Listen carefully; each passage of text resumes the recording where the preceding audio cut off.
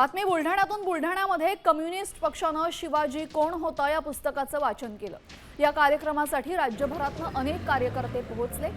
वाढत्या गर्दीमुळे राजकीय वातावरण तापण्याची शक्यता आहे। कोणताही अनुचित प्रकार टाळण्यासाठी प्रशासनानं चोख बंदोबस्त ठेवलेला आहे। बुलढाण्याचे आमदार संजय गायकवाडांनी शिवाजी कोण होता या पुस्तकावरनं आम्मींना दिलेल्या धमकीनंतर आता पुस्तक वाचन घेण्यात आलेलं आहे। याबाबत नागरिकांसोबत संवाद साधतायत आमचे प्रतिनिधी संजय जाधव। पाहूयात। कोल्हापूर इथून प्रशांत आंबे जे प्रकाशक आहे आणि कॉम्रेड म्हणजे जे कम्युनिस्ट पक्षाचे लोक सगळे इथे बुलढाण्यात दाखल झाले आहेत ते आपल्या सोबत आहेत। त्यांना विचारू आपण नेमके की या पाठीमागची भूमिका आहे की भारतीय कम्युनिस्ट पक्षाने 4 दिवसापूर्वी घडलेल्या घटनेची दखल घेत प्रशांत आंबे हा कम्युनिस्ट पक्षाचा कार्यकर्ता आहे। कॉम्रेड गोविंद पानसरे यांच्या विचारावर काम करणारे महाराष्ट्रात असंख्य कार्यकर्ते आहेत।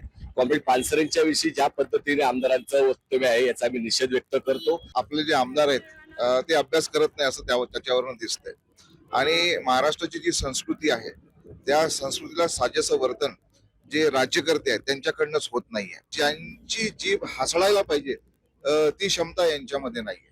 म्हणून आम्ही हे सांगायला आलेलो आहोत की तुम्ही कान टोचू शकता पण जे अभ्यास करत नाही त्यांचा अभ्यास आम्हीच नीट करून घेऊ शकतो। म्हणून आम्ही इथे आलेलो आहोत। आणि महाराष्ट्राची संस्कृती विकृत करण्याचं काम, बिघडवण्याचं काम या महाराष्ट्रामध्ये संजय गायकवाड सारख्या माणसांकडून करून घेतलं जात आहे। या गोष्टीचा आणि या घटनेचा आम्ही जाहीर निषेध करत आहोत।